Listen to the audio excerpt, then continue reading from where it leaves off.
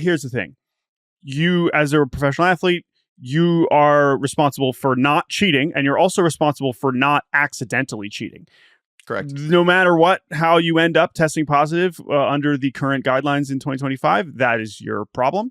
And so I'm sure over the years, the range of lying about testing positive has been pretty extreme. I'm sure there have some players that have straight up lied and said, I had no idea, and 100% knew what they were doing. I'm sure there are situations, maybe like this one, where it's like, I had no idea, I got screwed.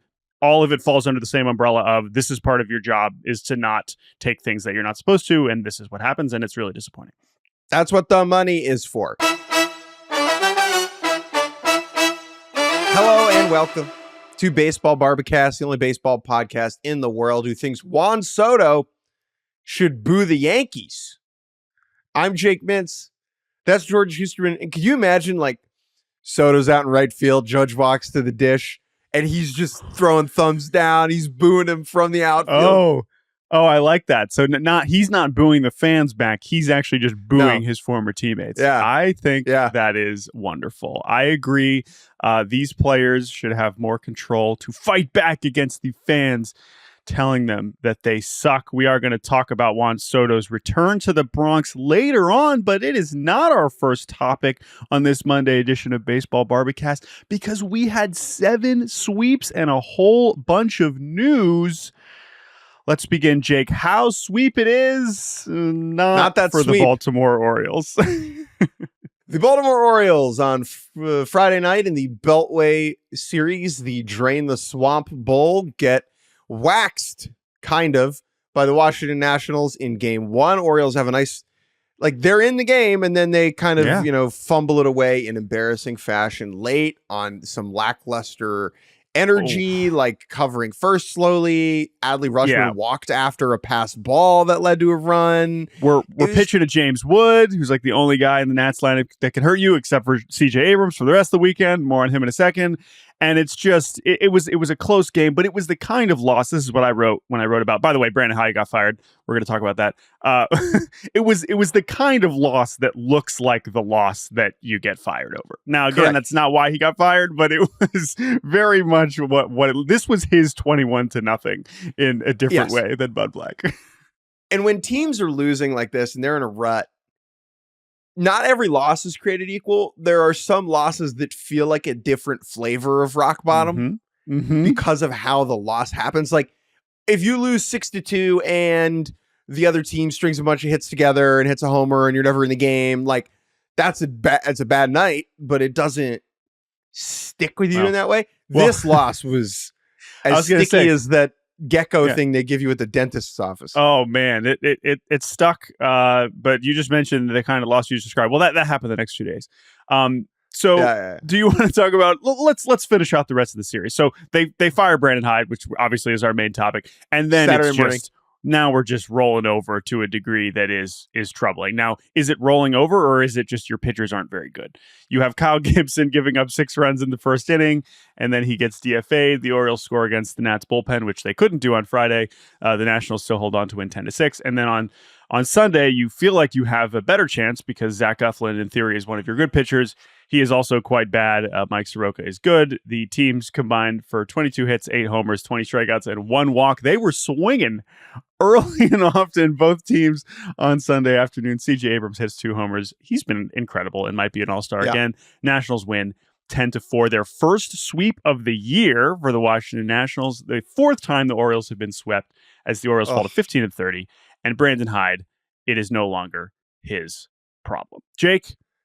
The Orioles have fired their manager. This is something that, as we have talked about their descents to the bottom of the American League East, not just the bottom of the American League East, the bottom of the American League. The bottom of the baseball. The bottom of the baseball over the past few weeks. We have wondered if this was going to happen. And now here we are. As we've already kind of flexed our manager got fired, talk about it on the podcast muscles with Derek Shelton and Bud Black. And this is an interesting one. This is a very different situation, right? We kind of knew the Pirates and Rockies were going to stink, and they stunk, and then the bad team fired the manager because they were bad. In this case, this was a team that certainly had flaws on the roster, which we can get into, but even the worst version of this team should not be 15-30. Now, is that Brandon Hyde's fault? Probably not. But it was not surprising to me to see this be kind of the end of the road for him. But I'm sure you have a lot more thoughts, having watched more Orioles and been around this team more. So I'll kick it to you here. Yeah. So Brandon Hyde, I think the context here is important. So Hyde gets hired after 2018. Is one of the first thing that Mike Elias, the general manager, does is hire Brandon Hyde. And at the time, you don't really expect Hyde to survive the rebuild, right? He is hired because people think that he's going to do a good job of keeping everybody's spirits up and ensuring that development is happening at the big league level while the Orioles are a catastrophe in the win column, right? And that does happen. And I think part of the way you can see that as a success is how many players kind of make it through the rebuild to contribute to the Orioles in 23 and 24. Santander, Hayes, Mullins, like Brandon Hyde deserves a lot of credit. Jorge Mateo, Ramon Arias, he deserves a lot of credit. Mountcastle, he deserves so much credit for that, right? Because I think a different type of manager, maybe that doesn't happen, right? Now, if that was Brandon Hyde's not superpower, but most important characteristic, for whatever reason, that did dwindle this year. His ability to keep the spirits up amidst all this flavor of losing, that power went away a little bit, which is unfortunate. Now, that happens with managers over time, right? It may be the people in the room, the energy changes, or it just wears off. That's okay. It's not like, doesn't mean Brandon Hyde's a bad person. But I do think that in this case, multiple things are true, where finding someone who can keep the spirits up within this context, like, that's important. That being said, the issues the Orioles have are far beyond Brandon Hyde's pay grade. Yes. It doesn't matter what your manager says and the energy he creates and the atmosphere he fosters when your pitchers stink. And that's the case with the Orioles, and their general manager, Mike Elias, said as much in the press release, saying that, taking responsibility, in theory, for building a flawed roster. Yeah. But as these things work, they don't usually fire themselves. And so you end up firing the manager. I do want to shift the conversation to Elias in the front office in a second, but that's crazy. Like, organizational seppuku, just like, I'm but again, I have what you're failed. referencing, I'm out. What you're referencing is again the start of the statement where he's like, the losing is, as head of baseball operations, this is ultimately my responsibility. And then it's like, said Michael Elias, then it's like, part of that responsibility is making tough decisions. The tough decision is to fire Brandon Hyde. It's like, not like I need to leave, but of course we know that we can't act like surprised that this is how this works. The one other thing I want to say about Hyde, not that I want to pile on, but I do think it's just like, as we evaluate the tenure, I do think that the vibes, because I think your point about, not the progress that was not being made from a development standpoint in terms of the talent that they had in place step forward. We're mostly focusing on the offensive side of things, which, by the way, has also been extremely disappointing. I also think that just how they went out the last 2 years, particularly last year, and you think about like, okay, is Brandon Hyde the reason that they completely fell on their face 2 straight Octobers? Probably not, but that is a different leadership task, to play at your best when the games mean the most, and that did not happen the last 2 years. Now, this is a much worse problem where you are an actively bad team and not one that gets to October and loses. But I have to imagine those showings did not necessarily help either. If they reach the ALCS in one of the last 2 years, I think maybe he does get a little bit more leash, but they didn't, and so he doesn't. One last thing here for me. I think it's disappointing and borderline embarrassing that neither general manager Mike Elias nor owner David Rubenstein have spoken to the media and addressed Hyde's firing directly. Elias last spoke publicly, not via statement, I believe on May 2nd. Since then, the Orioles have won 3 games, including that night. And that was after he gave a vote of confidence. Correct. Now, I'm not criticizing him for giving a vote of confidence and then pulling that vote of confidence back. Like, things change. They kept losing. Decision, whatever. Yep. But the idea that, like, he has not faced the music here. if he's going to take responsibility for failing to construct the roster as well as he could or should have, then that is part of the job. When the Pirates fired Derek Shelton, Ben Cherington, for all of his faults, faced the music and answered questions and addressed it directly. For whatever reason, Elias has not done that, and Rubenstein hasn't done that. And I think that the honeymoon period with Rubenstein has officially worn off here. Bingo. When he comes in at the beginning of last season and takes over from previous ownership, Orioles fans are like, oh my gosh, we have someone who's going to spend money. He's from Baltimore. He cares. He's rich as hell. He's not here to just, use the team like a piggy bank. And then we get a bizarre offseason where money is spent poorly by Mike Elias. And then we get a David Rubenstein bobblehead night. Well, which and this looks is the thing. So bad now. This is the thing. It's not just, we want the people in charge to be accountable. It's that David Rubenstein's been out there, which we appreciate. I appreciate it. You made yourself a character here. Yeah, literally. And so you need to handle both sides of that. You can't just be out and about when things are good, shaking hands, kissing babies, making bobbleheads of yourself. When the S hits the fan, you need to stand up there and be like, things are not good enough. We saw this video of you in spring training talking to the team and being like, you guys can win a World Series. And now you're headed for last place by a lot and might be, sellers at the deadline. To your point, like, that's the thing. We'd still, right, like, we'd still rather the owners be out there and engaging and, like, willing to, like, that's still a preferred thing. But to your point, it has to be both ways. You have to own, in every sense, that the team you own is very bad. And it doesn't mean they're doomed forever. There are still and this is as we spin this forward before we move on to our next 6 sweeps. This isn't a total disaster doomed. When are they ever going to be good? It's not. It's not that. They might finish in last place this year. They might be sellers. There is clearly a lot of questions on the mound as to how that's going to get fixed in time to compete in the AL East. That's all true. But, like, if you're a manager this upcoming offseason, and by the way, Tony Mansolino is the interim. He's been a third base coach the last few years. He's really the only guy who's, like, been on a major league staff for a long time. And so that's why he makes more sense than bench coach Robinson Chirinos or Buck Britton, who has been managing in the minor leagues for the Orioles, but is on a major league staff for the first time this year. Inexplicable that they had Freddie Gonzalez experience big league manager as the bench coach for a number of years and then decided to let him go.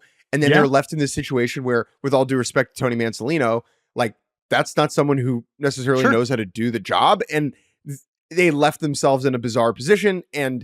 But that's, I agree. Yeah. That is a strange outcome. And that's this year, right? So however this year turns out, which at this point, we're not expecting much. I think if you're a manager out there, you probably would rather take this job than the Pirates of the Rockies. I mean, 100,000%. Like, duh. And now that sounds obvious, but, like, I think this is still going to be an attractive job to a lot of managers. Now, I think it's also interesting because, how much is Rubenstein involved in that versus Elias involved in that, right? Rubenstein was not around when Elias got to pick Brandon Hyde. There's so many questions to that, but the point is that the Orioles are not doomed forever. There are still pieces in place here that a lot of people outside of the org would be like, yeah, I'd love to get my hands on that. And so this year might be lost. We'll see. But it will be fascinating to see the direction that they go. Building a team out of a rebuild is a different task than the final step, than the push into dominance and sustained contention and crafting a roster that can compete, right? And we know that Mike Elias is very good at the first thing. And there were doubts around the game that he would be good at the second thing. And those doubts have come to fruition in exactly the way people thought it might, where he has this level of, it's kind of hubris. Like, he has this fealty, this fanatical dedication to the process, right? To not overpaying, to finding surplus value. You're ironically trying to win transactions, and you're ending up losing baseball games. Bingo. And now, look, I understand maybe why he has that thought process, because it has worked. That is how they got good in some ways, right? In the first place. And he deserves all the credit in the world for that. Here's what's going to be telling. Does Mike Elias change behavior based upon how this season has gone, right? Does he alter his approach or not? If he doesn't and tries the same thing again and says, oh, maybe in 2026 we'll have fewer injuries and our luck will be better, I think that's foolhardy. He might not. That to me will indicate how the Elias Rubenstein relationship moves forward. Mm-hmm. I think that's super interesting. Enough about this. Yeah. Because we will evaluate as the trade deadline approaches. The Orioles will become very interesting, but we will push that conversation down the road, assuming they cannot get out of this incredibly deep hole that they have dug themselves. But let us move on to another sweep, and another sweep that unfortunately came with some not so good news for the team that was doing the sweeping. As we have said on this podcast recently, the Pittsburgh Pirates, we are not going to talk about how bad they are in depth anymore, but they are very bad as they get swept by the Philadelphia Phillies in the Poop Bowl. The Poop Series returns, but unfortunately the POOP did not last on the scoreboard very long, because actually it did on Sunday for that matter. But the first two games, the Phillies won very handily. They get a great Ranger Suarez start on Friday. They win that game 8-4. Zach Wheeler looks fantastic on Saturday because he's Zach Wheeler. Bryson Stott hits a home run. They win 5-2 on Saturday. And then Sunday was a delightful pitching matchup. We got Mick Abel making his major league debut, Philadelphia's first round pick back in 2020, against Paul Skeens. You know Paul Skeens. He's pretty good. Paul Skeens goes CGL. Kind of amazing first time that Paul Skeens has done this. It feels like he's been building towards this since he made his major league debut to get the complete game loss. And that is exactly what happens here, as the Phillies win 1-0. I mean, Skeens was awesome. He allowed 3 hits. Yep.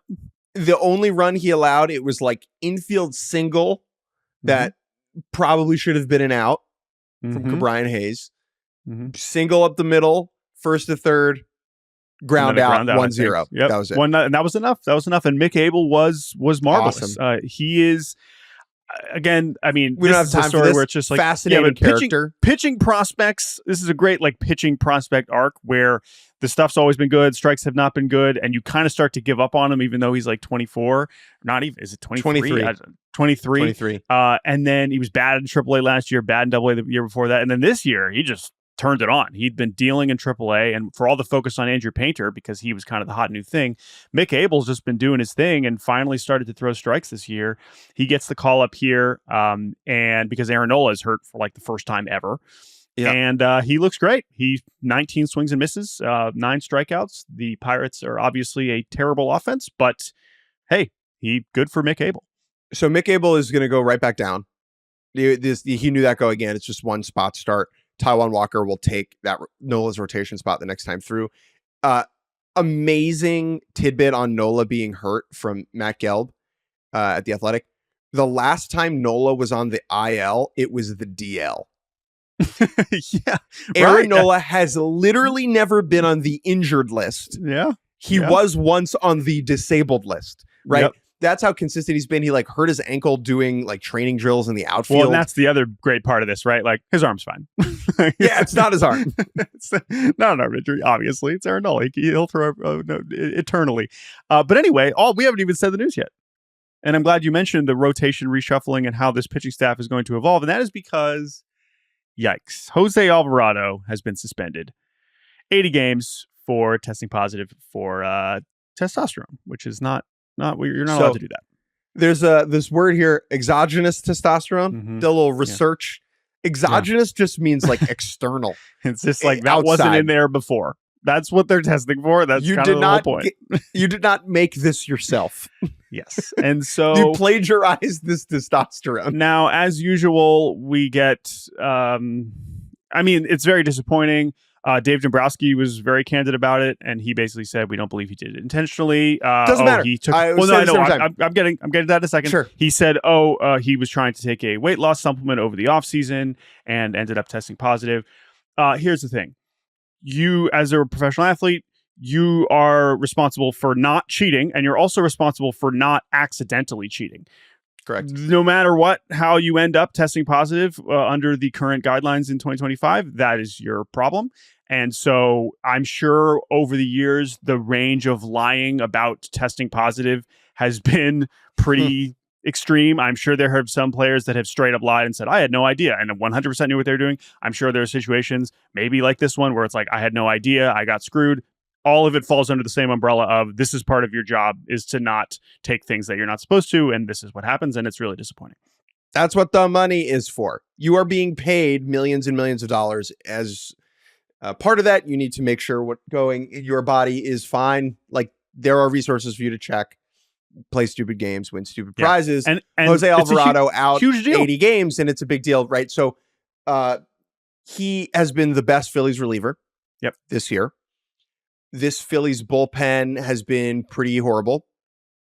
It has been a little bit better as of late. Yeah, so better. April was not good. Last winter, they let Jeff Hoffman leave, and they let Carlos Estevez leave, and they entered this year with a quartet of relievers that they felt really good about in high leverage, and that was Alvarado, Matt Strahm, Ryan Kerkering, and Jordan Romano, who they signed. Kerkering and Romano got off to horrible starts. Strahm and Alvarado, both lefties, were good. Kerkering and Romano have been a little bit better recently, but now with Alvarado being done until mid-August and ineligible for the postseason. That's the big one. Yeah. That's a big one. The postseason ineligibility, I think in this case, we talked about it when Profar goes down and, he's not eligible for the postseason. It's like, whatever. The Braves lineup is probably going to be either good enough or not good enough. Correct. And it's not going to depend on Jurickson Profar. Jose Alvarado is a massive part of the Phillies' path to success in the postseason. Correct. And now he will not be part of it. Oh, it's the 8th inning. Juan Soto's due up. Oh, it's the 7th. Otani's like any lefty. Oh, Yordan Alvarez. Oh, sorry. Never mind. Out. Too soon. Out. Oh, never mind. Oh, ball out. hit to outer space. Okay, well, whatever. You understand what we're saying. For the most part, Jose Alvarado is a good guy to call on in the postseason. Correct. So now what?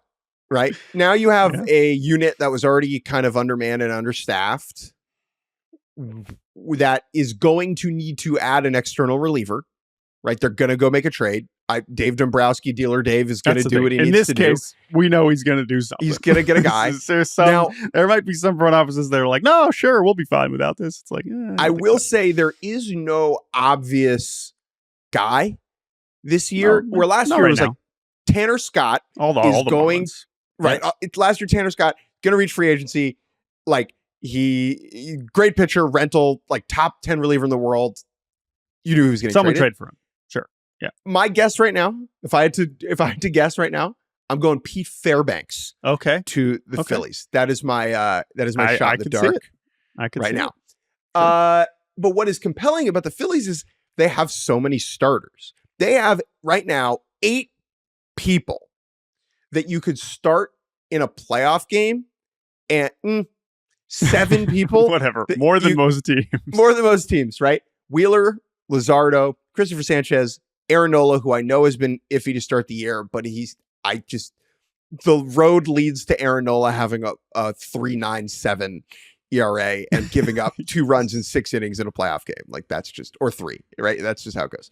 Aaron Nola, Christopher Sanchez, Taijuan Walker, who's going to move back to the rotation, Ranger Suarez, Andrew Painter, top pitching prospect, and Mick Abel. Like they have these 8 guys. Some of them are going to be in the bullpen in the playoffs, right? 4 of them, probably, because you can only have 4 starters in the playoffs. And so like how they choose to roll some of those guys into the pen over the second half of the season to prepare them for October, super, super interesting to me. Yeah. And by the way, we should mention, like, Taijuan Walker, wasn't he like the worst pitcher in baseball last year? He's been a little bit better, and he's been a little bit better as a starter, but has also had like these weird brief blips of pitching in relief, and that's like looked okay too. So Suarez, as you mentioned, like he has some experience going to the bullpen, and then how they handle the younger guys, right? I mean, Mick Abel, who has built up a starter's workload over the last few years, like that, he's more of the traditional starter. Painter coming back from the surgery and this prized arm that you want to make sure you're not messing with too much. Maybe they would rather him be in relief because then you're monitoring his innings, but then you're making it a little bit more difficult on your pitching staff if you're being super conscious of when Andrew Painter is available. Like there's going to be a lot of factors that are going to impact, and injuries will happen between now and then anyway, with some of these other pitchers for the most likely. So for now, they don't have Jose Alvarado. And I mean, that's the other point that I would make is like, yes, sure, those guys could be in the bullpen. I mean, it's basically impossible to replace Jose Alvarado because there's only like 3 players on the planet that throw that hard with your left hand. He's the hardest throwing left-hander in the major leagues. He has a higher average fastball velocity this year than Chapman. Okay, yeah. Well, Chapman's still throwing quite hard, and so anyway. But yes, the point is that's not really a genre you can just fill in. But yes, there are other avenues for them to fill out their bullpen. We will see how that goes. Oh, I'm gonna go get the other lefty that throws a hundo. Oh, wait. Can't. Who's that? Let me go get Jack Bauer. I'm going to draft Jack Bauer and put him in the pen. Phillies will draft Doyle. They could. I don't think Doyle's making it to their pick. I don't think that's going to happen. Sorry, Liam Doyle. Let's take a break here, and we'll do the Dodgers sweeping. No! Getting swept by the Angels in a second. All right. We'll be right back. And welcome back to Baseball Barbacast Freeway Series. Went exactly how we thought. LOL JK, the Angels sweeping the Dodgers in Dodger Stadium. How about that? Huh? This is kind of the worst the Dodgers have looked in quite some time. I mean, quite simply. But hey, credit to the Angels. Friday night.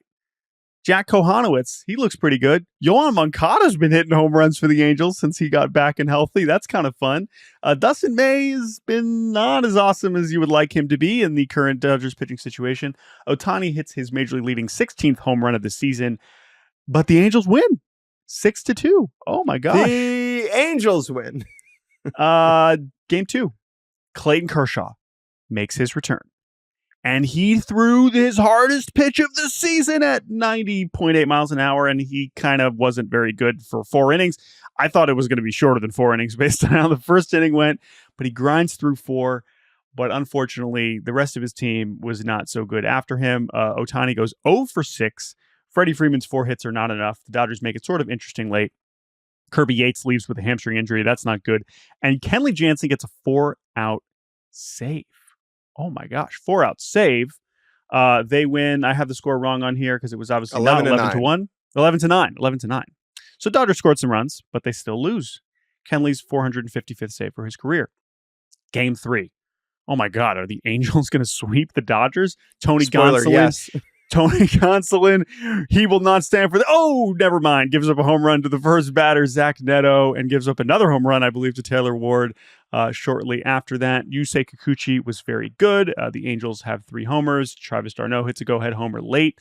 And Sean Anderson, well, I don't know what was going on here, but Ron Washington just leaves him out there. He gives up a homer to Will Smith, but still manages to get the final outs. An 8-out save for Sean Anderson, who wasn't even on the team when the season began, as the Angels sweep the Dodgers. And this sweep also comes with some interesting news. Well, first on the Angels. Yeah. Oh, yeah. Raise the banner. I mean, hell yeah, dude. Hell yeah. Does this change the way I think about the Angels in 2025? No, it doesn't. But that doesn't mean if you're, an Orange County hardo, you're driving up to work, in LA this morning, repping your red A hat. All right. You go to the water cooler and you I'm him. You see what Matthew Lugo's doing? You don't got a Matthew Lugo up in Dodger Blue. No, he's ours. He's that ours. Walk. Ohtani, who don't need him, never heard of her. Yeah, exactly. So it's great. Good for Angels fans. Like we said, are they still going to finish in last place? Probably. But hey, they're chasing the A's now. Only 1 game behind the A's. First Angels sweep of the year. Which again remember they won like the first 6 or 7 series, but none of them were sweeps. So their first sweep of the year, their first sweep since last July. First time the Dodgers have been swept at home in almost 2 years. Oh my goodness! And obviously the first time they've been swept at all this season. Dodgers looking kind of crappy. So we of course talked going into the weekend about some of their pitching issues. Rocky's hurt now, and Kershaw's coming back. How much is he going to help them? How much is it going to matter? They decide to DFA Chris Taylor. Now, that doesn't have to do with the pitching staff, but what it does have to do is an acknowledgement, and Andrew Friedman spoke about this also in reference to the decision to DFA Austin Barnes and call up top prospect Dalton Rushing, who we talked about last week, which is that the Dodgers are they're at least starting to sweat. They're at least realizing we can't just have too many bad players on our roster at this point. Yep. We need kind of everyone to help out. And even though the top of the lineup is still better than all the other teams, even if no matter how bad the bottom is, they're like, no, we do need Hae-Sung Kim. No, Sure. we do need Dalton Rushing. And now here they are, and Chris Taylor is no longer a Dodger. The 2025 Dodgers are Jordan Schusterman's academic career in middle school. Okay. So much talent, enough talent that they can, coast to decent grades. But there does come a point where you have you got to start doing your work. You got to start doing your work. That's true. At some point, coasting can only get you so far. For me, it was like really freshman year of college, second semester. I was like, oh boy, like we got to get this work done. I got to start doing these. We got to make it happen so that I can stay here and like stay with my future wife. Because that would be bad if I fail out and I don't get to keep hanging out with this girl Bailey.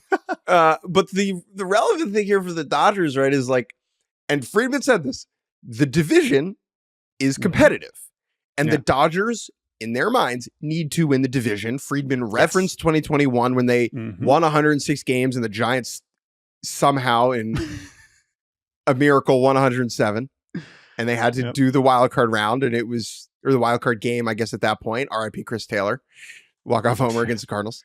They don't want that. I think there is a path that could have happened, a world that maybe existed where the Padres and the Giants and the D-backs don't get off to this level of hot start, and the Dodgers are more compelled to stick with these vets longer into the season because they have more of a cushion and they don't have the level of pitching attrition that they've had. And Chris Taylor is still in the team in August and Austin Barnes is on the playoff roster.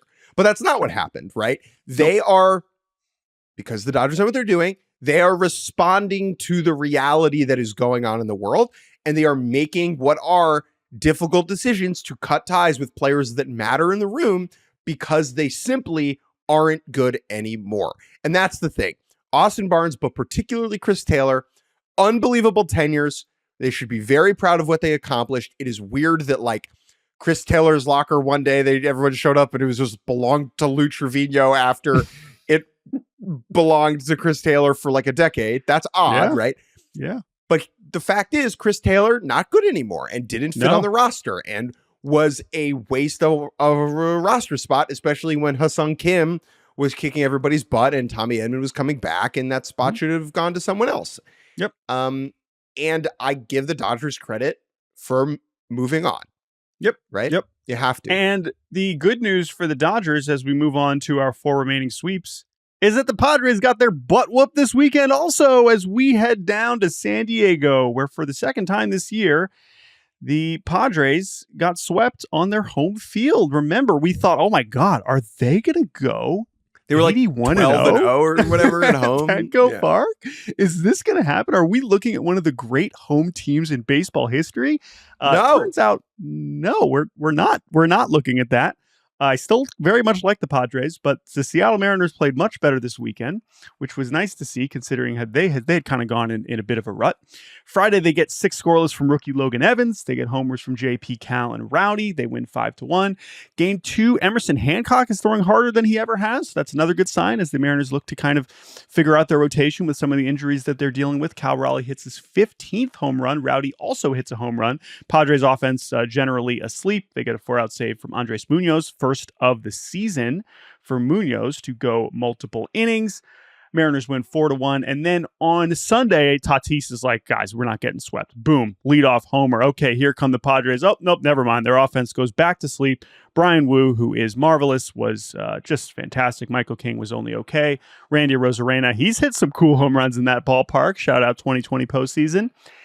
And they add on late, and the Mariners win 6-1 with a very nice sweep of the Vetter Cup, which I think we had some validation over the weekend where like they asked JP Crawford, hey, what's your favorite Pearl Jam song? He's like, I have no idea. Why are you asking me this? This is stupid. So, I do appreciate that the Vetter Cup, the Vetter Cup is a bit. Like we understand it's a bit, and it's a good bit, and I'm glad that it's a bit that the teams have adopted, right? Yeah. And it's better than like the Braves Red Sox Beantown rivalry, though more on that later. But yeah, man, Good for the Amps. No, it was a good. And by the way, it's also a good series win for Seattle as they now kind of regain a bit of a cushion they had atop the AL West and now get to go play the White Sox. So they head to Chicago this week. So that should be a little bit easier, but maybe the Popes got a little bit more magic for the White Sox than they had this weekend. More on that in a second. But first, let's talk about the Reds over the Guardians in the Ohio Cup. Because this was a little bit more impressive than the Cubs over the White Sox or the Giants over the A's. The Reds have had one of the strangest seasons. I have no idea what to make of them. But their pitching has generally been pretty good. Brady Singer was better than Tanner Bybee on Friday. They win 5-4. The Reds' bullpen game beats Slade Cecconi's season debut for the Guardians. Will Benson hits another home run. They win 4-1. And then 2 more Will Benson homers on a Sunday as he is now homered in 4 straight games. Andrew Abbott was great. His ERA is now 1.80. The Reds win 3-1. Wow, look at this Ohio Cup fun fact. First Reds sweep over the Guardians in 13 years. Oh my goodness. The Guardians offense is not awesome. When Stephen Kwan has a quiet weekend and Jose Ramirez is not playing Superman, they are quite pitchable, unfortunately. Now, I will say, though, that I want to focus more on the Reds. The 2 guys I just want to highlight here are Andrew Abbott and Will Benson, because I think they're emblematic of just how the last 2 years have gone for the Reds, where both of those guys kind of burst on the scene in 2023 during this season where it's like, oh my God, the Reds are trending up. And then both of them, I mean, Abbott was okay last year. His ERA was lower, but all the peripherals were worse. Benson was a disaster. And it was like, oh God, okay, we shouldn't have gotten so excited. And now here they are, both of them back in the big leagues, contributing in a big way. And I don't know, I think the Reds have enough to stay around. They also have kind of an offense that is not. Ellie has been objectively disappointing. I mean, that's another thing we kind of have to get at. He hasn't been bad, but he hasn't taken that step forward.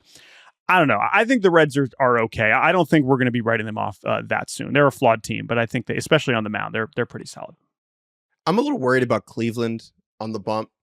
Second fewest quality starts this year, behind only the Marlins. I mean, they have 8 quality starts. Right, 6 innings, 3. They were last. They were 29th last year. Yeah, and, but they thought they had maybe could fixed be 29th. Yeah, but they could be 29th last year because they had the greatest bullpen ever. Exactly, and they and this year it's merely a good one. It's merely a good bullpen. So I know I'm with you on that. In the Pope off, Cubs taking all 3 over the White Sox. We got a lot of good feedback. Crosstown series, is what appears that this is officially referred to. Yeah. Crosstown Classic. People seem is it always a classic? Is this edition really a classic when the Cubs are just way better than the White Sox? It was for Pete Crow Armstrong, who went 8 for 14 over the weekend with a homer, 2 triples, and a double. He is now second in F4 in baseball. It goes Judge, PCA, Ohtani, Witt, Tatis. I mean, look, man, we've been talking about him all year. He somehow keeps getting better. I don't know. I don't really know what more to say about PCA at this point, other than that I expect to see him with the All-Star game, and I look forward to seeing where he ends up on MVP ballots. That is an astonishing thing. And by the way, it has helped because you know who hasn't been very good for the last 3 weeks? Kyle Tucker. Yeah. So it's kind of helped mask that, and the Cubs take care of business this weekend against the White Sox. There is one qualified player in baseball with a higher chase rate than PCA. That is Lenyn Sosa. He is swinging at everything. This is the other thing, and I was on Chicago radio on Sunday just talking about this. There's some great, I don't know, the fact that Javier Baez, who he was traded for, is the same kind of premise where it's how are you getting away with this? How are you swinging at everything and still being productive? Now, Pete's underlying stuff is more promising because he's hitting the ball really hard. He's barreling the ball, and we know the defense that he's providing. But you do wonder, will pitchers start figuring out okay, we just have to not throw him this, and he is going to swing, and he cannot damage this. But so far, man, he's been unbelievable. I get it, but he's already, I'm looking at zone rate. So that's how often certain hitters are getting pitched in the zone, which is telling and tells you a lot about, right? So Luis Ariz is second on this list because guys are not afraid of him doing damage. So they throw pitches in the strike zone. At the bottom of the list, it's Bryce Harper because I don't want to throw him pitches in the strike zone and he might chase.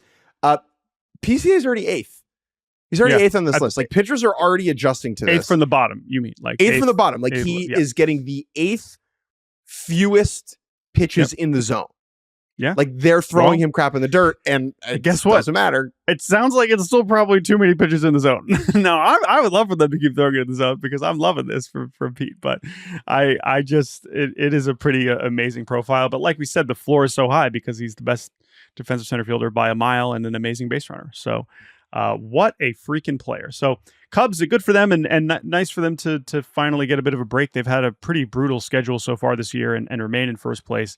And now they get a little bit of an easier run as they've got the Marlins, Reds, Rockies, Reds, and then Nationals. So Cubs are in pretty good shape. And Matt Shaw is coming back. Let's also mention that he's getting called back up. They sent him back down because he was playing crappy, but it's not like they had some awesome solution at third base. So it seemed like as soon as he was like back to looking decent, they were going to call him back up. And that makes a lot of sense. Giants over the A's. Get your ass out of the Bay. Back to Sacramento. Thanks for coming. The Giants broadcast just keep calling him Oakland, and I don't blame them. This was just Wilmer Flores continuing to do magical things. He has his first career 3-homer game on Friday as Logan Webb goes 8 innings. Giants win 9-1. Landon Roop, Luis Severino were both very good. This goes 0-0 to extra innings, and then Mason Miller walks 3 in the bottom of the 10th. And you can't do that with the extra runner. Wilmer Flores, again, with that walk-off walk, his 14th career walk-off. He leads baseball with 42 runs batted in. RBIs are still cool, folks. And then in Game 3, the A's had a lead late. They could not hold it as the Giants take a lead in the 8th. And Ryan Walker closes it out. Giants win 3-2. Giants pitching staff is pretty good. Jordan Hicks is the one real weak link. I don't really know what the plan is with him, but other than that, and they have some more guys in AAA that I think could be useful for them. But on the whole, like that's why the Giants are solid, and they now made up some ground here and are, I don't know if they're tied with San Diego or have passed San Diego, but they are the one that are now a lot closer to the Dodgers than I thought they would be at this point. So clearly the Giants are going to stay pretty relevant here. Let's take a quick break, and when we get back, we will do Red Sox, Braves, and I will tell you about my 3 days at Yankee Stadium where I did not boo Juan Soto because I am in the press box. And welcome back to Baseball Barbacast. I spent all weekend at Yankee Stadium watching the Subway Series. The Mets on Friday got stuck in traffic on their way to the stadium. It took them about an hour and 25 minutes to go from Citi Field to Yankee Stadium. For those of you who are not big Applers, that is a 10-mile journey. One that often takes between 20 and 30 minutes, depending on traffic. It was a Friday afternoon, and it took them an hour and 20 with a police escort. Yes, the irony of being stuck in traffic, mired in gridlock on the way to the Subway Series is an irony that I quite enjoy. And it got me thinking about the following dynamic, okay?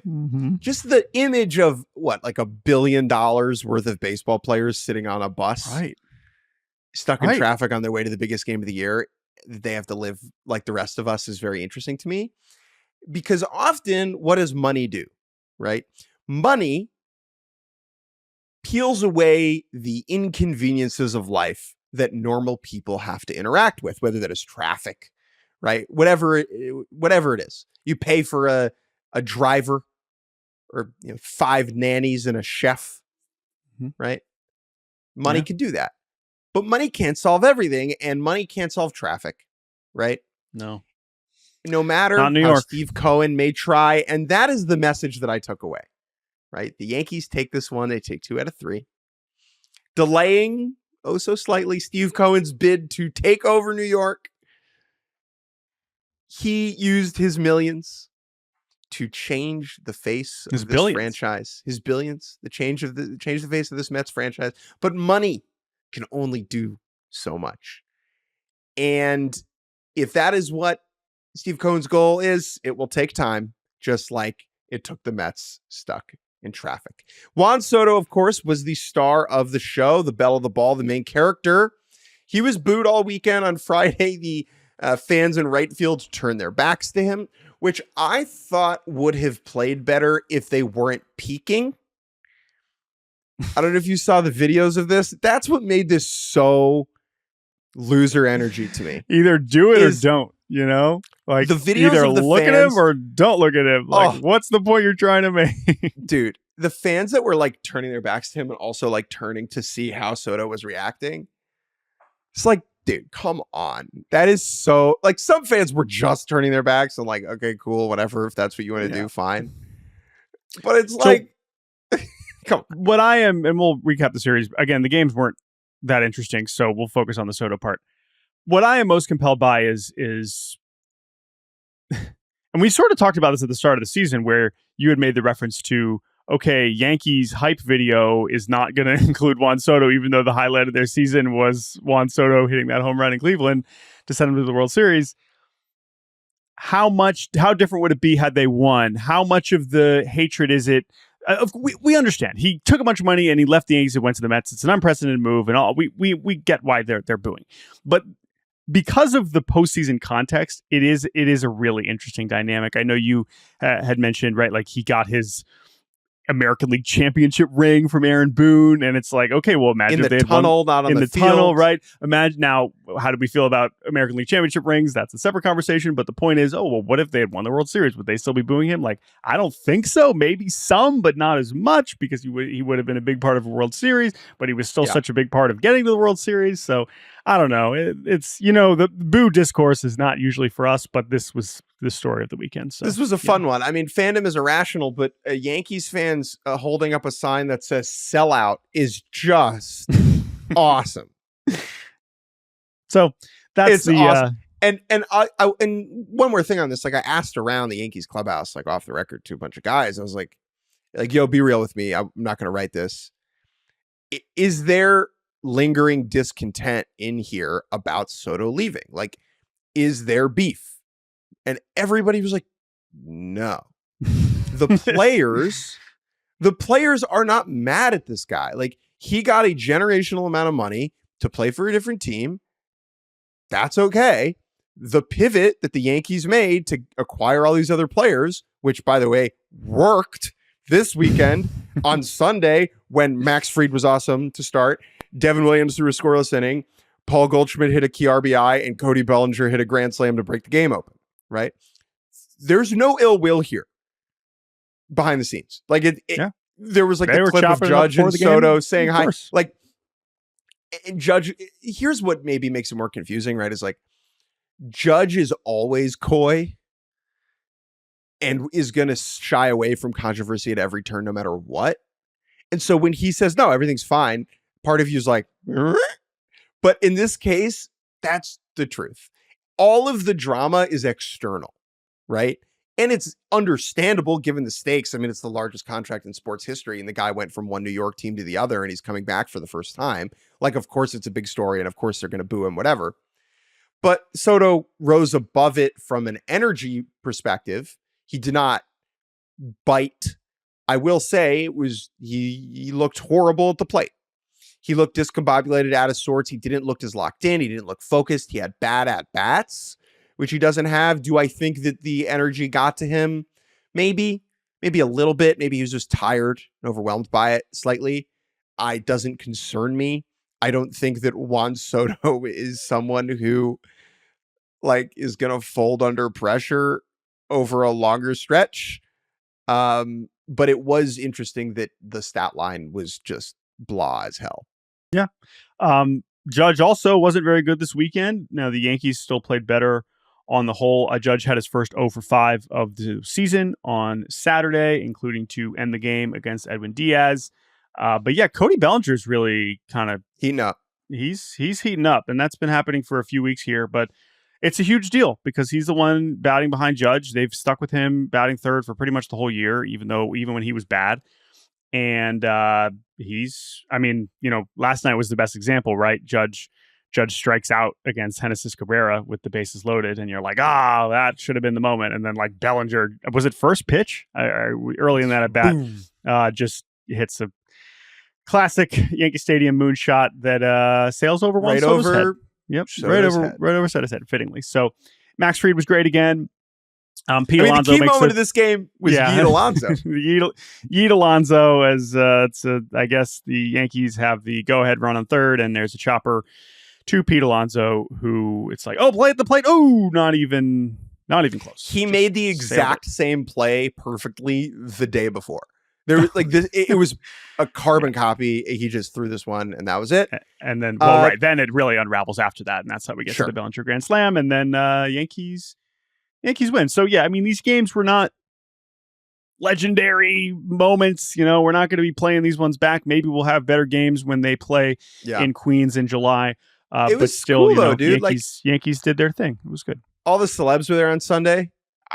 Russell Wilson and Sierra, fresh off the Knicks there. Series win. Yeah, the cat was there. Karl Anthony Towns, which was a great moment. Right, they show him on the big board, and the whole stadium cheers for the first time all game at the Dominican same time. icon. Dominican icon, Karl Anthony Towns. Stephon Marbury was there. Oh, love that. Sure, that's yeah. I don't know. Does he have Yankees versus Mets allegiance? I'm not sure, but that's true. The cat moment was definitely very cool. One more series before we turbo through the rest of it. Braves over the Red Sox. A lot going on in this one. So Friday we have Crochet against Chris Sale. Both of them were great. You know, Crochet gives up back-to-back homers in the first inning, but he really dials it in after that. The Braves hang on to win 4-2. Braves go up big on Saturday early against Giolito, who was not awesome. Up 5-0, and the Red Sox claw their way back. Duran hits a homer. He's got 4 runs batted in. And then Rafael Devers' first walk-off homer of his career, which is kind of an amazing stat. And the Red Sox first, what a moment. And Devers, of course, has been raking since he refused to play first base. And then on Sunday, he hits the Red Sox first grand slam since 2023. And when Devers hits that, they retake the lead. You're like, okay, Red Sox, like now we go. You hit we've broken the seal. Now they're gonna just rattle off a bunch of wins. And their pitching just stunk. Bayo was really bad. Newcomb was bad after him. The Braves offense is really turning it on. Schwellenbach goes 7 innings, and the Braves win 10-4. Quickly on Atlanta, they're starting to heat up offensively. They're above 500. Acuna is going to be back. I mean, I think he's going to be back this week. I would be shocked if they're going to give him that much more time in AAA, where he is already torching the baseball. So I think we're going to have Acuna back soon. And like that, with the way Baldwin's hitting, with the way Ozuna and Olsen have been swinging it, you know, Riley, like this is starting to now look like the Braves offense that we saw a couple of years ago, which has to be exciting for Atlanta. And the Red Sox, I don't know, man. Like, I don't know what to make of them. Their pitching has been objectively disappointing across the board, whether it's been in the bullpen with guys like Slayton and Whitlock, whether it is, Giolito's been, hot and cold so far, unfortunately. And it sucks because their offense has generally been what you could hope. Now Duran's heating up. They haven't been shut out in any game. They've scored a bunch of runs, hitting a bunch of homers, a bunch of doubles. Devers has been awesome. Christian Campbell's starting to work out at first base. Is that the answer? Does he play first? Does Marcelo Meyer come up and play second? I don't know. There's a lot of options for them, but I just can't figure them out. And that's kind of been true for 3 years, but I still think they have the talent to be a postseason team. They welcome the Mets to Boston this week for 3 games. So that is compelling. Quite a run for the Mets here, going Yankees, Red Sox, Dodgers this weekend in Queens. So we'll see how the Mets hold up there. I think this will be an interesting. Surely the Red Sox and Mets fans will not have feelings about this series this week. They will definitely have normal reactions to that. Soto's going to get booed there too, by the way. That's a good point. Like for sure. Yeah. That's a good point. He turned down their money as well and was on the Yankees. Like, I don't know if he's really thought about that. It is funny to think about. Now, again, sign Juan Soto if you can, but for all the roster mess that the Red Sox have found themselves in, it is funny to think about where Juan Soto would fit into that. That seems. I mean, they wouldn't have signed Bregman. Right. Last thing I'll just say about the series, since we talked about it on Friday, is we asked on Friday, this is the Beantown, okay, Braves. Well, they used to be in Boston. Of course, Braves, Red Sox, what a rivalry. We're like, okay, sure. Like, are there any people out there in Boston who are actually Braves fans?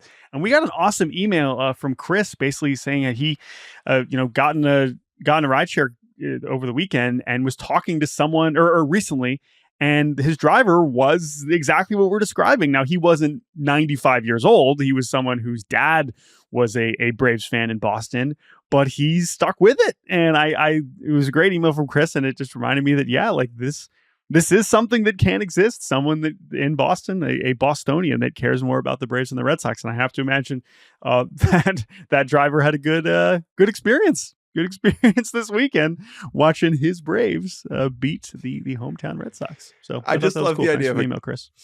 The Braves have played wicked well. That's exactly what they would say. All right, we have head on down to Truist Park. Truist Park. That's where the All-Star game is. Truist Park.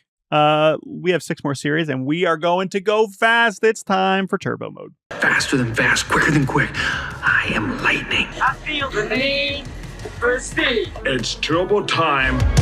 Astros, Rangers in the Battle of Texas. They split the best of 4. Awesome DeGrom, Hunter Brown battle on Friday. I would say the kicker in this one was game 4. This was quite an interesting showdown. Jack Leiter outstanding with a no-hitter through 6 2/3, allows a homer to Yainer Diaz in the 7th. Chris Martin comes in, gets hurt after 1 pitch. Isaac Paredes, who's been amazing this season, hits a huge go-ahead homer. The Astros win 4-3. Hayden Wesneski, who was also part of the Kyle Tucker deal, needs Thomas Johnson surgery, which stinks. Yes, Rangers rotation ERA best in baseball. The Twins taking 2 out of 3 over the Brewers. They did not extend their winning streak to 14, but they did get it to 13 as Joe Ryan was awesome on Friday. They had 18 hits on Saturday, including scoring exactly 1 run in 7 of the 9 innings, one of the stranger line scores that I've seen. So 2 shutouts on Friday and Saturday, but then the Brewers salvage on Sunday. Freddie Peralta was good. Jackson Churio robs Royce Lewis of a homer, and the Brewers do just enough, win 5-2. Cardinals over the Royals, taking game 1 and taking game 2. Royals avoid the sweep on Sunday, but there's bad news for them as both Seth Lugo and Cole Reagans hitting the IL. Does this mean Rich Hill is gonna make a start? I don't know. These aren't major injuries. I think it's like a groin for Reagans and like a maybe finger, like a blister thing or finger thing for Lugo. So hopefully not a long thing. But I was like, what do they need Rich Hill for? I don't know. Maybe they do need him. And hey, pressure on our guy Chris Bubich. He's continued to be awesome. Let's see how he can do. Miles Michael has heard your doubt and absolutely shoved in game 2 of this series, tossing 6 scoreless. There's something awesome about a pitcher who doesn't throw hard, like throwing 6 scoreless.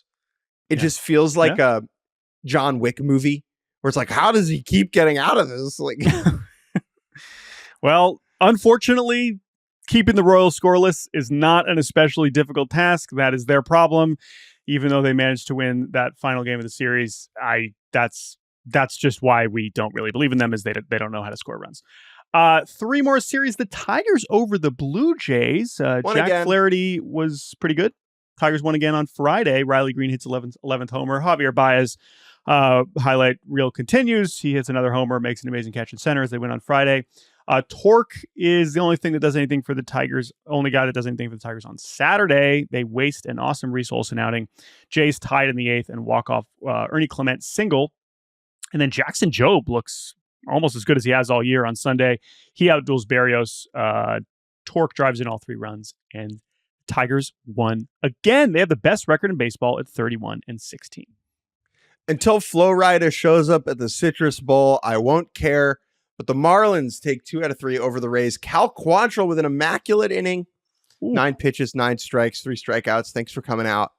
Appreciate you very much. Rays offense manages just 2 hits in that game. Sandy Alcantara was bad again in game 2. I'm still not worried about it. We could talk about it later this week. Last series, D-backs over the Rockies. Corbin Burns looks great on Friday. 6 scoreless innings with 10 strikeouts as the Snakes win 8-0. And then just one of the messier games of the season on Saturday as the Rockies win 14-12. Zach Gallen allows 4 home runs. It is the first time in franchise history the Diamondbacks score 12 runs and lose. Jordan Beck hits 2 homers. And then it's like, oh my God, are the Rockies going to win a series?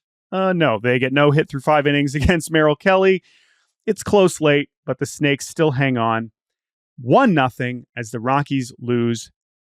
Once again, 15-for-15 losing series for the Colorado Rockies. 0-for-15. Snakes, 0-for-15.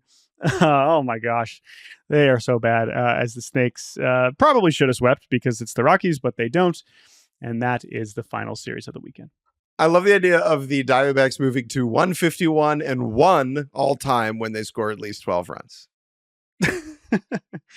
Yeah, the Snakes, they'll do that sometimes. They are going to score runs, and they are also going to allow them, unless they're playing the Rockies. That's it. That's the weekend recap. Thank you all for listening. Thank you to TJ Brassel for producing. This is Brassel. Wow, what a weekend of baseball it was. Some incredible softball, D3 baseball regional. So much going on. This is a fun time of year. We appreciate you listening. Email us, baseballbarbacast@gmail.com. I was going to say production or programming. Programming. Only 2 shows this week. Sorry. Yeah. We got some stuff to take care of, which means we will only have 2 shows, and that second show will be on Thursday. So you won't have to wait all the way to Friday, but we won't have a show on Wednesday. So we will talk to you next on Thursday. Thank you all for listening. We will talk to you later this week. Bye-bye.